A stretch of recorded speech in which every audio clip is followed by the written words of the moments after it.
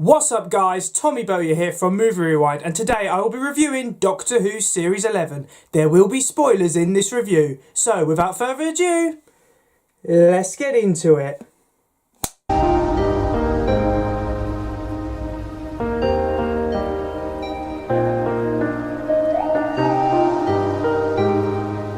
Doctor Who Series 11 commenced airing on the 7th of October 2018 and concluded after 10 episodes on the 9th of December 2018. It stars Jodie Whittaker as the 13th incarnation of the Doctor, alongside her new companions Graham O'Brien, Ryan Sinclair and Yasmin Khan, portrayed respectively by Bradley Walsh, Tosin Cole and Mandip Gill. It is also the first series of Doctor Who overseen by new showrunner, head writer and executive producer Chris Chibnall, and it's fair to say Series 11 is one of the most controversial Doctor Who series of the modern era. If you go on any YouTube video relating to Series 11, you will see in the comments angry back and forths between people who love this series and people who hate this series. As it has been 5 years since I last saw this series, I thought it was about time I gave it the proper review it deserves. So if we go back to 2018, when Series 11 first came out, I went into it cautiously optimistic, and what I mean by that is I was always a little cautious about Chris Chibnall as the new head writer because Chibnall's scripts had never really wowed me. Some people really liked the episodes he did before he became showrunner. For me personally, I always thought they were a bit underwhelming. Some of them were alright, like some of them there was nothing that bad about them, but they just didn't wow me like a Russell T Davies script or a Stephen Moffat script. But I was also optimistic. You know, Doctor Who had been on a ratings decline for several years leading up to Series 11, and especially when they cast Jodie Whittaker, the first female to take on the role of the Doctor, it seemed like we were finally getting new life breathed into this show. And that's not a bad thing, because Doctor Who is one of those shows every couple of years it experiences a kind of regeneration. The main actor changes, a lot of new cast members come in, a lot of new producers and writers come in. So obviously I was excited. I wanted it to be a success. And then we saw it, and I was very disappointed. Series 11 for me is the worst series of the modern era. And the problem I have with it is it frustrates me because I can see so much potential in this series. I really can. This could have been an outstanding series, but because of poor writing, it just didn't work. Now, one of the first decisions Chris Chibnall made when he became showrunner is he didn't want anyone who had previously written for the programme or directed for the programme involved. He wanted a new broom approach where basically you employ brand new writers and directors. And that sounds like a great idea. But the problem is you're taking away experienced people who know how to write for Doctor Who. And you bring in new writers who've never written for Doctor Who before. And some of them had never even written for sci-fi before. And I think that's the biggest problem with Series 11. It is the writing. The people involved are inexperienced. They don't really know how to write sci-fi. And some people like Chibnall, who have had experience with sci-fi, just don't stand out compared to other writers. So yeah, I think the biggest problem with Series 11 for me personally is the writing. But of course, that's not the only reason. Let's talk about Jodie Whittaker as the 13th Doctor. Now, once again, I can see potential with the 13th Doctor. There is stuff there which should make me like this character. But I struggle. And I think that's because Whittaker never seems to make her mark on that character. It feels very much like she's just reading a script. Whereas other actors like David Tennant, Matt Smith, and especially Peter Capaldi seem to embody that role. You could tell that they had a massive role in the creative direction of their incarnation of the Doctor. I don't get that with Whittaker. I just feel like she's turning up to work, she's reading the script, and then she's going home and forgets all about it. And I think that's an issue which does take away from her performance. I mean, to name one scene, in one episode, the 13th Doctor says, I don't like conspiracies, you know, I'm against conspiracies. And then in a couple of episodes down the line, she says, oh yeah, I love a good conspiracy. And it's small things like that which make this Doctor inconsistent. And I think that's the biggest problem. The 13th Doctor is unpredictable. By the end of Series 11, I don't know who this incarnation is. I don't know the character traits of this incarnation. I think that's the biggest problem. But it's not only the 13th Doctor which is the issue. Her companions are not good at all. Ryan Sinclair, I think it's a lot to do with Tosin Cole's performance. He's not a great actor in Series 11 and he delivers a lot of Ryan's lines as a plank of wood. And the sad thing is there is stuff that you could build on with this character. This character has dyspraxia. This character just lost his nan. So there is stuff you could have done with this character, but I just feel because of bad acting and writing as well, Ryan just becomes a plank of wood. You've got Yaz. Yaz is just there. They don't really do a lot with Yaz. I don't really understand why Yaz is there because she doesn't really add a lot to the episode. And then you have Graham. And everyone says Graham's the best companion. Yeah, Graham is the best companion. But that's because Bradley Walsh is portraying him. And Bradley Walsh, he has a natural charisma. He's good at comedy. So he does actually make Graham quite likeable. And honestly, the only few scenes which are good in this series usually involve Graham grieving for his wife. You know, they're the only scenes I can honestly say I really enjoyed in this series, and I thought the actor was giving a really strong performance. So as I said, Series 11 has a lot of missed opportunities. I think, you know, there's potential there in the Doctor, in the companions, there's stuff they could have done, but they don't seem to do it, and I think that's a massive issue. So I'm going to give a brief mini review of each episode in this series, pick out a few things that I liked and didn't like within those episodes, and then I will give a conclusion at the end, summarising my thoughts on Series 11. The Woman Who Fell to Earth, a pretty decent first story for a Doctor, but even in this episode, there are some problems. Firstly, I think this episode is way too plot focused. Do you remember the 11th hour when we spent probably about 2/3 of the episode getting to know the Doctor and his new companion? Well, in this episode, I would say probably 2/3 of it are spent on the plot. And I think that's a bad thing, but that's something Chibnall scripts often do. They're too heavily focused on the plot and not the characters. When Jodie Whittaker is given a chance to shine in this episode, she's pretty good. Not the humour. A lot of the humour in this episode is quite cringy, so that's one of the main problems, I would say. The humour is very cringy. But when the Doctor does get a chance to shine, especially when she confronts Tim Shaw, who is the main villain of this episode, basically a discount predator, and she says, you know, I'm the Doctor, that was a moment where I was like, yes, you've won me over. You are the Doctor in that moment. But apart from that, this episode, it's pretty serviceable. Like, it's not standout in any way. I don't think you get to know the companions that well, and that's because obviously you're introducing 3 of them in one episode, so it's pretty hard to get to know who everyone is. Then of course you've got Grace as well, who is Graham's wife and Ryan's grandmother. And she dies at the end of this episode, which was quite shocking at the time. It does add an emotional edge to the episode, but I just feel like if we'd spent more time with these characters, then that death would be a bit more impactful.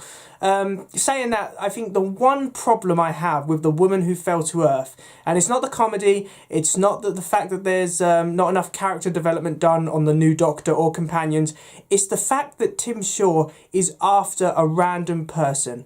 I think it would have made more sense to have Tim Shaw go after Grace, because then if Grace had been killed by Tim Shaw, then the Doctor would feel very guilty, the fact that she weren't able to save Grace, and that's why she decides she's going to try and look after the companions. I just think that would have made more sense, but obviously Chibnall didn't do that. He introduced another character into this already crowded episode for Tim Shaw to target. So The Woman Who Fell to Earth, it's all right. I mean, visually, this episode looks stunning. I don't think anyone can complain about that. The directing is spot on. All the effects look great. I think it's just the writing which lets this episode down. It's still pretty good though. It was a good start for Series 11 and it did raise my hopes. The Ghost Monument. A disappointing follow-up to The Woman Who Fell to Earth. The first 10 minutes of this episode I really enjoy, you know, with the Doctor, Graham, Yaz and Ryan in space. They're picked up by 2 different spaceships and then we see them crash onto the planet. That's actually a very intense scene and it was a lot of fun to rewatch. So they did a good job with that. Where this episode falls apart is when the actual plot starts getting going. Basically, we're following these two people, a man and a woman, who are two finalists in an intergalactic race. And they have to try and get to this destination first.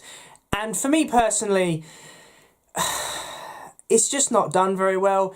These two characters, I can't even remember their names, so that's how much they stand out in my head. I think a lot of this episode is just long, drawn-out conversations where we're getting to know who these characters are, or they're at least giving monologues about, you know, why they're in this race, why they've lost their families, what they need to win this race for. And I think a lot of that is just boring, because obviously we're never going to see these characters again. They're only in this episode, so it just comes across as unnecessary. It's one of those things that Chibnall's scripts are great at. They build up loads of stuff. He spends so much time setting up stuff that then he has like 10 minutes to solve all of the episode's problems. And I think that's the biggest problem, and nowhere is that seen more than with the Ghost Monument. The villains of this episode, they're pieces of cloth. Yeah, I don't really know what they're doing, and they're defeated quite easily. Which once again is another Chibnall thing. Whatever the threat, they're easily defeated. So yeah, that is an issue that I have with this episode. The only good thing, apart from the opening spaceship crash, that is good about this episode is when the Doctor sees her TARDIS. The actual design of the TARDIS I don't really like. I think it's too dark, it's too gloomy. You struggle to actually see what's going on in there. But apart from those two scenes, this episode, pretty boring. Rosa. Now, people were gushing this episode with praise when it was first released, to the point that it almost seemed to be protected from any criticism whatsoever. For me, I have mixed feelings about this episode. In terms of the concept, I honestly don't mind Doctor Who doing a Rosa Parks biopic, because that's basically what they're trying to do. Rosa Parks is a very important figure in the civil rights movement, and it makes sense that people who probably don't know that much about her would like to learn more about her. The problem with this episode is it feels like a really strong historical drama with tacked on sci-fi elements. And I think that's the issue I have with this episode. The actress who portrays Rosa Parks is very good. I can't fault her performance whatsoever. And I like some of the things they have to say about race and showing how racist America was, especially in the South during this time period. But Kraskell as the villain, who is a racist from the future, who's come back and decided for some weird reason that out of all of the events that have happened in human history, it's Rosa Parks' bus boycott. That's when things went wrong. I mean, I don't know why he didn't go back and assassinate Lincoln during the Civil War so that the South won. Like, you know what I mean? There's so many events Kraskell could have gone back to. I don't understand why he chose Rosa Parks. And I just think Kraskell undermines this episode because he just feels tacked on. And this is something that really annoys me, because I think Rosa would have been better off as a pure historical episode. If you just shown the Doctor and her companions getting to know Rosa Parks, starting to understand why she was so significant, and then just showing the bus boycott, I think it would have been a lot better than having Kraskell running around going on about how, oh, you know, everything went wrong when, you know, blacks were given equal rights. So yeah, that doesn't make sense. That's probably the most disappointing aspect of this episode. And the bus boycott scene, some people really love it, and I think it's handled well. The one issue I have is the music. Now, I'm not a massive fan of when you're doing like a historical subject, you have modern music playing over it. I understand why they did it, to leave an impact on the viewer. But for me personally, I think it would have been better without music. If you just had it in silence, I think it would have left more of an impact on the viewer. Plus, I'm not a fan of the massive PowerPoint presentation thing the Doctor does at the end of this episode, where she basically tells you how important Rosa Parks is and, you know, why she's a crucial figure in history. You know, at the end of the day, if you've just done an episode on Rosa Parks, you shouldn't have to tell me at the end of the episode why she's a significant figure. I should know that because I've just seen the episode. So if you're a writer and you choose to do that, then it probably says that you're not sure whether your writing's good enough for the viewer to make up their own judgment. So yeah, Rosa It's a good biopic on Rosa Parks, undermined by tacked-on sci-fi stuff. Arachnids in the UK, or a more fitting title would be Arachnids in Sheffield, or Arachnids in a hotel and a few houses. Yeah, this is not a good episode. Probably one of the worst Doctor Who episodes I've ever seen, and that's for a couple of reasons. Firstly, Jack Robertson, or Donald Trump. Let's just call him Donald Trump, because it's obvious that this guy is just a caricature of Donald Trump. And if it weren't obvious enough, you know, if viewers couldn't get the hint that this is a man who owns a lot of hotels and luxury golf courses and he wants to run for president, they then have to point out, oh yeah, you're running against Donald Trump in 2020. Because, yeah, we couldn't have guessed that Jack Robertson was based off Donald Trump. Plus, they unironically make Jack Robertson the hero of the episode, in the sense that there are these massive spiders which have been mutated by toxic waste. And the biggest of these spiders is slowly suffocating to death because it's just too big. You know, it's not built to be that big, so it's slowly suffocating to death. And the Doctor wants to just let it suffer. You know, she wants it to suffocate to death and prolong its agony. So Jack Robertson decides he's just going to shoot her. And then the Doctor goes on a massive speech about, you know, how she's anti-gun and, you know, Jack Robertson made the mistake and, you know, he shouldn't have done that. When I think nearly every person I've spoken to has said Robertson was in the right. You know, he ended that creature's pain instead of prolonging it. So actually the Doctor is wrong. I get that Chibnall thinks that the Doctor is anti-gun. And yeah, the Doctor is anti-gun. But there's this thing called circumstances. And in that circumstance, it weren't right for the Doctor to have a go at Robertson because he made the right decision. So yeah, well done, Chibnall. You unironically made the character who we're all supposed to hate one of the heroes of the story. So well done on that. There are some decent things about this episode. The spiders are very creepy. And I especially love the scene where Graham returns to his home and we see the hallucination of Grace and you can tell that he just wants to be with her. You know, he can't cope with the fact that she's no longer there. And that is a really touching scene, and Bradley Walsh, he does a very good job acting during that scene. But apart from that, this episode stinks. I mean, the spiders are defeated by rap music. Ryan plays rap music to lead all of the spiders into an airtight safe so they can all suffocate to death. Do you see what I mean about how this episode is very inhumane? So yeah, Arachnids in the UK, it's bad. It tried to make a parody of Donald Trump, and this is late 2018, so you know, we'd had Trump jokes to death by this point.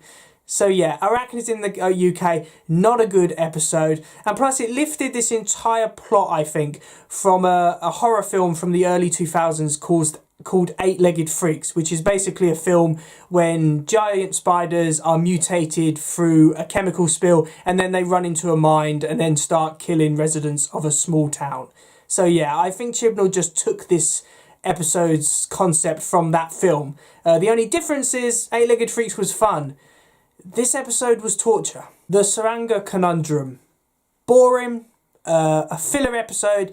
You know, and we were told that there was only going to be 10 episodes in Series 11, but they were going to be 50 minutes long so that they would have more time to make high quality Doctor Who episodes. This is not what I expected.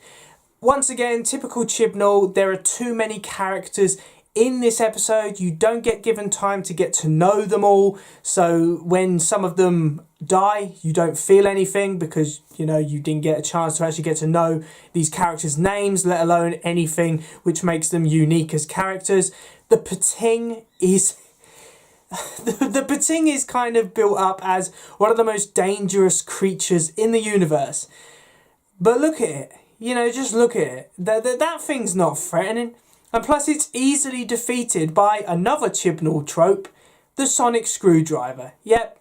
The 13th Doctor uses her sonic screwdriver a lot in Series 11 to deal with problems, and this is no exception. The Pating is basically defeated by the Doctor's sonic screwdriver. So that was a massive letdown. Plus, there's a really weird element of this episode, and that is the pregnant man. Now, I don't really know why this was included. I can't tell if it was included to be funny. I can't tell if it was included to just because it's strange, so that would fit in with Doctor Who. It just comes across as a bit awkward. It's like that elephant in the room, which I would love to actually go up to Chibnall and say, why was that included? Like, what did that add to the episode? I don't really understand what that added to the episode. So yeah, this episode is just, everyone's phoning it in. I mean, even Jodie Whittaker doesn't seem that invested in this episode, you know, compared to her performances in the previous episodes. No matter how bad those scripts were, I could tell that Whittaker was actually giving it her all. In this episode, I just get the sense that even Whittaker realised that it was bad. So yeah, this episode, pointless filler, and nothing stands out in it. Demons of the Punjab, much like Rosa, an episode which has some really strong components and some very good ideas, but once again bogged down by pointless sci-fi stuff. This is honestly my favourite episode of Series 11. Because I really like how they deal with the historical event of the Partition of India. This is a complex event. It's a very controversial event which still has ramifications to this very day. So obviously it's going to be controversial trying to do that on screen. But I think they do a decent job of showing how people who had been neighbours for centuries, you know, were now enemies overnight. And not because they wanted to be. They were just swept up in the idea of, you know, Pakistan is for Muslims and India is for Indians. And I really like how they deal with the Partition of India in this episode. I like how it centres on Yaz's nan. You know, Yaz has kind of been a background character for the majority of episodes up to this point, so it's nice to see her get some much needed development. And I like how it centres around her nan marrying a Muslim and how the families are against that and believe that it's a cursed event. So there are some decent stuff in this episode. The problem I have with it is the sci-fi stuff, because it's just not necessary. We have these aliens who everyone thinks are demons, but they actually just observe people who die because their own race died. So now they seek comfort in looking after those who are close to death. And they just don't need to be there. A lot of this episode is dedicated to trying to figure out what these demons are and what kind of threat they pose. And when you find out that actually, you know, they're not actually a threat, it just feels a bit anticlimactic. So yeah, Demons of the Punjab, once again, if this was a pure historical episode like Rosa should have been, I think it could have been an outstanding episode of Doctor Who. But because it has the sci-fi stuff in it, that's where it loses me. KERBLAM, one of the better episodes of Series 11, great ideas, but the plot twist at the end of this episode really lets it down for me. Now, the idea of, in the future, there is this massive warehouse on this planet where people are just treated as cogs in a machine rather than actual human beings is a very interesting one. I mean, we already have that in the modern world. I mean, I work in retail, and especially during COVID, the company I work for treated us less like human beings and more just like cogs in a machine. So yeah, I can understand where this episode's coming from, and I do have sympathy for the ideas it's trying to get across. The KERBLAM men are actually quite creepy and intimidating villains. Some of the best scenes in this episode revolve around them because they do have a creepy presence, and you're always wondering, you know, is that just doing its job or is there something wrong with it?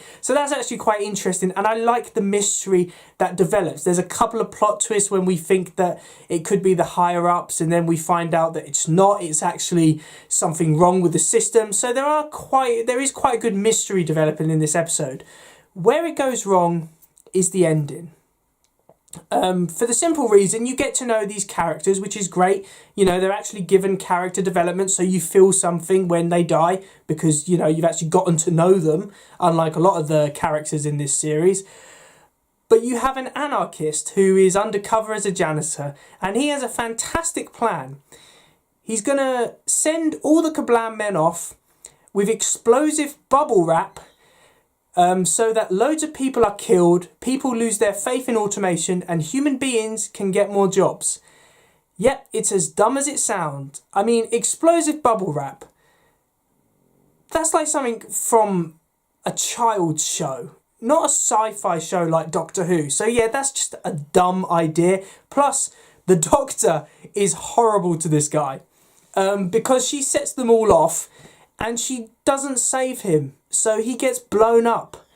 It's really weird. I don't think any Doctor would do that because this guy's not necessarily a bad guy. I mean, he's kind of an anti-hero, or at least that's what I think the episode is trying to get across. But yeah, he's blown up and he's killed. So yeah, that weren't good. The Doctor made the wrong decision. Yeah, decision there. This episode is strange because on the one hand, it's trying to say that, you know, corporations, you know, they need to be brought into line. They need to have better human rights. They have to have better working conditions. But then again, it's saying, well, we need to protect this industry and just try and improve it. You know, so it's weird. It's kind of anti-capitalist, but then it's also saying we need to be capitalist. So yeah, I don't really get the message that this episode is trying to get across in the end. So it has some great ideas, and I like quite a lot of this episode. I think it's just the ending that lets it down because it's just a lot of mixed messages. The Witchfinders. The one saving grace in The Witchfinders is Alan Cummins as James I. Because unlike a lot of the actors in this series, he at least has some presence. You can tell he's putting his all into this role. He creates this very campy and pompous interpretation of James I, which I think works really well for this episode. So James I is definitely the highlight of this episode for me. And I also like the idea of witch trials. You know, they were real historical events. It was an era of a lot of superstition, and you could just be tried as a witch for no reason, you know. So yeah, I really like how they deal with the idea of witch trials during this era. And the Doctor being accused of being a witch makes sense. You know, it's something which I think would happen if a female version of the Doctor ended up during that era, because she does come across like she's a bit out of place, and people at the time would of course accuse her of witchcraft. The one issue I have is the Doctor going on about sexism. I think once would have been all right, but she goes on about it quite a lot, and it just comes across as a lot of whinging and complaining, in the sense that, you know, we get it, sexism is not good, but you're in the past, and much like racism, sexism existed in the past a lot more than it does now. It's something that cannot be changed, and you can call it out. But if you keep calling it out, it just gets annoying. You're repeating yourself. We get it. Sexism exists during England, during the 1600s. You know, you don't need to go on about it all the time. But apart from that, you know, this episode's all right. I mean, the Moraks are not a great villain. You know, they possess human corpses, which sounds like an interesting idea, but they're just aliens which have been exiled on Earth, and they're trying to revive their armies. We've seen that done with Doctor Who before, so it's nothing new. Plus, they're defeated by fire. Once again, another Series 11 villain who is easily defeated. So yeah, I have a massive problem with the way the Moraks are defeated. It just comes across as an anticlimax, and it makes you wonder, well, if they could be easily defeated by fire, then why the hell did we spend so much time building them up as a threat? So yeah, this episode, once again, like all Series 11 episodes, there are good ideas there, but I just don't think that it's executed that well. Apart from Alan Cummins as James I, he definitely makes this episode for me. It takes you away. Now, I have mixed feelings about it takes you away, because the actual concept of this episode, I don't think is a bad one. You know, the idea of this anti-zone, and there is this different reality where people who can find their loved ones and they can spend time with them, and there's this entity which feeds off that and it wants to be loved, is not a bad idea at all. But I just think that this episode is executed poorly. Ryan comes across as an absolute jerk in this episode. I mean, you've got this blind girl who's lost her dad, and she doesn't know where her dad is, and Ryan's just like, oh, well, yeah, he's obviously left you, so just deal with it. So Ryan, for half of this episode, is a twat, and you want to get through the TV screen and just say, oi, just leave her alone. You know, it's not her fault. Just stop being like that to her. So yeah, I had a problem with Ryan for half of this episode.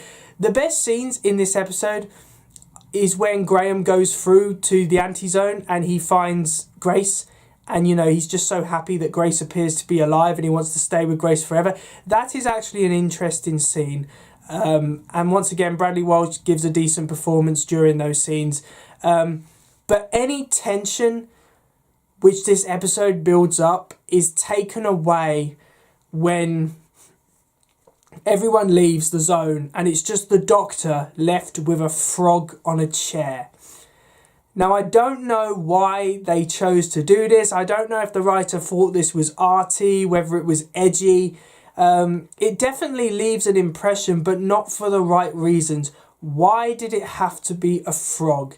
It is such a stupid idea, and it undermines any tension that the scene should have. And the ironic thing is, what they're talking about is not a bad idea. The fact that an entity could use grief from humanity in order to be loved, that's not a bad idea. But why the hell did you have to make it a frog for? So yeah, it takes you away once again, like so many Series 11 episodes, good ideas, but just executed poorly. The Battle of Ranskoor av Kolos. A finale, but it's a pointless finale. Because Chris Chibnall decided to make Series 11 episodes all standalone, this episode doesn't have anything that good about it. A finale for Doctor Who should be an event. It should be the one which is going to stay in your mind. It should be the one which will make you want to tune in for the next series. This episode doesn't do that whatsoever. It brings back Tim Shaw, the villain from The Woman Who Fell to Earth, the alien who Graham holds responsible for the death of Grace. But they don't really do much with it. Tim Shaw is being worshipped as a god by these individuals who've lost their home, and they're going to destroy loads of planets, including Earth, because Tim Shaw feels he was defeated by Earth, so he wants to get his revenge. And yeah, it's a dumb concept, in my opinion. It's a dumb concept.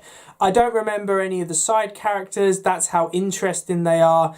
And plus, once again, the Doctor saves the day by using her sonic screwdriver to cool the TARDIS.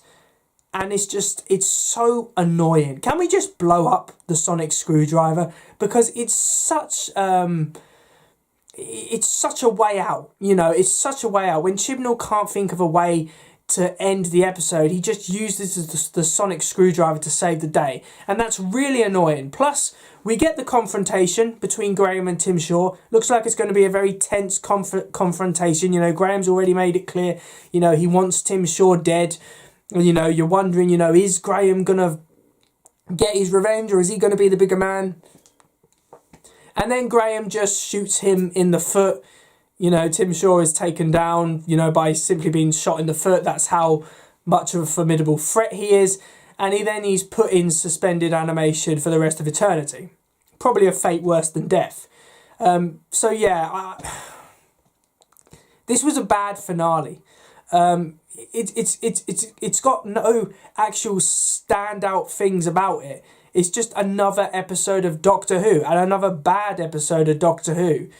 You could have done something with Graham and Tim Shaw's confrontation. I don't think they do it well, especially the fact that Tim Shaw is defeated by just being shot in the foot. Plus, the sonic screwdriver saves the day yet again, which shows that Chibnall is great at building up stuff. He's great at putting the Doctor in situations where she seems she can't get out of. But then he just uses the sonic screwdriver because he can't be asked to come up with any creative or inventive ways to save the day. Resolution, the first festive special of the Chibnall era.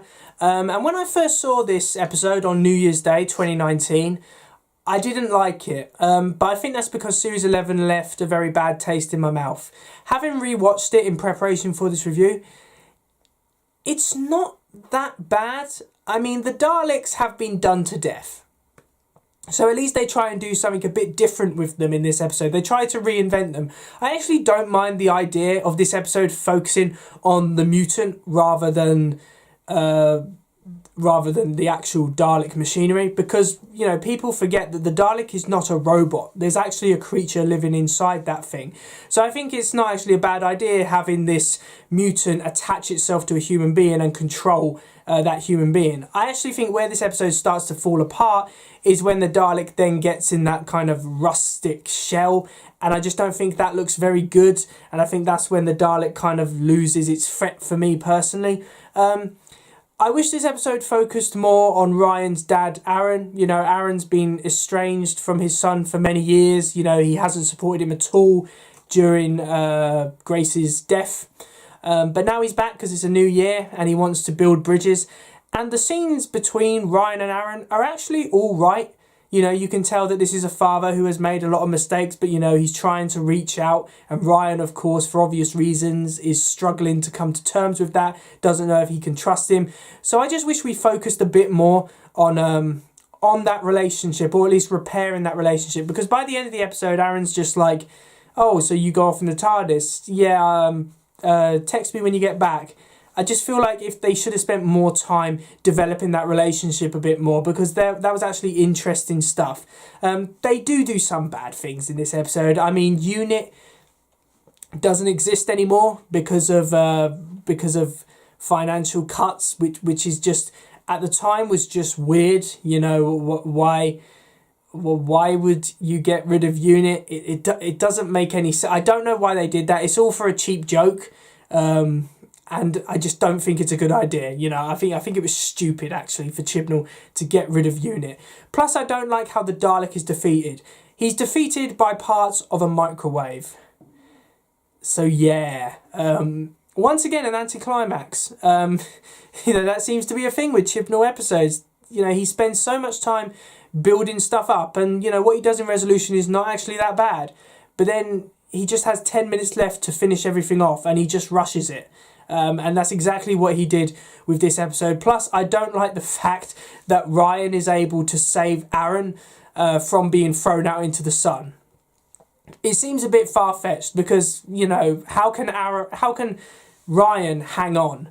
You know, that if everyone else is struggling to hang on, then how can Ryan easily get there and save his dad? It just doesn't make that much sense to me. But apart from that, having rewatched it, Resolution, not bad. It introduced the Daleks again to the series with a unique twist to them, which I didn't think was that bad. So yeah, Resolution, pleasantly surprised on rewatch. So in conclusion, Doctor Who Series 11, in one phrase, a missed opportunity.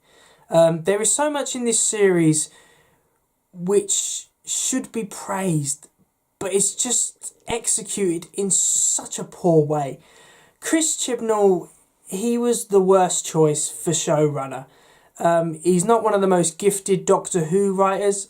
I feel like he rushes things. I feel like he doesn't really know how to write compelling characters. And he doesn't really know how to end a Doctor Who episode without using the sonic screwdriver or the TARDIS to save the day. Jodie Whittaker as the 13th Doctor, there are elements there which should be praised. You know, there are moments when she does come across as the Doctor, but the problem is she's not helped by the scripts. You know, she's not helped by the scripts whatsoever. The companions, there's too many. You've got 3 full-time companions from episode 1, and because you've only got 10 episodes, there is not enough time to get to know all these guys. So by the end of it, all you have is a 13th Doctor which doesn't seem that consistent, and you've got 3 companions who you still know very little about. For me, the major problem with Series 11 is the writing. And I know some people say, oh, it's the political messages. I don't actually think it's the political messages because, you know, nearly every episode of Doctor Who, especially good episodes of Doctor Who, are political in nature. The only problem is, unlike those good episodes, you have bad writing in Series 11, so it just makes the politics of the episodes stand out more than any of the other stuff. Plus, they don't seem to know how to get their political messages across. Take Arachnids in the UK as a prime example. You're supposed to loathe Jack Robertson, and yet you kind of find sympathy with him when he shoots the spider because he's doing the right thing. You're supposed to use KERBLAM to say that, you know, automation, corporations, they're all evil. But then by the end of the episode, we're saving that said corporation from an anarchist. So do you see what I mean? There are just so many times in this series that the writing is trying to make you think one way, but it's not convincing you. If anything, it's convincing you the alternative. So yeah, I think that's the major problem with Series 11. It's the writing. There are some good things. I can see decent ideas, you know, Rosa, Demons of the Punjab, you know, there are some decent ideas in this series. But they're just executed in such a poor way. And I blame that on the showrunner. This was Chris Chibnall's series. You know, Stephen Moffat with Series 5, he gave it his all. I don't think Chibnall gave it his all with Series 11. He just created 10 mediocre episodes of Doctor Who and just thought, well, you know what, they're going to be good because, you know, the 13th Doctor is a woman, so obviously we're going to get good viewing figures. And yeah, you did get good viewing figures. In terms of viewing figures, Series 11 did very, very well. But you had to hold that audience. You know, you had 10 million people tune in to watch The Woman Who Fell to Earth. You had the audience there. You just had to keep them coming back. And you failed. And that's why Series 11 gets a rubbish ranking. It's a series that I wish was the best ever. I was praying that it would breathe new life into the show. But it didn't. And that will always be a massive regret of mine that this weren't a decent series. So thanks for watching, guys. I really do hope that you enjoyed my review. Please remember to like, comment and subscribe in order to receive great and maybe even improved quality content in the future. And I will see you in another one. See ya!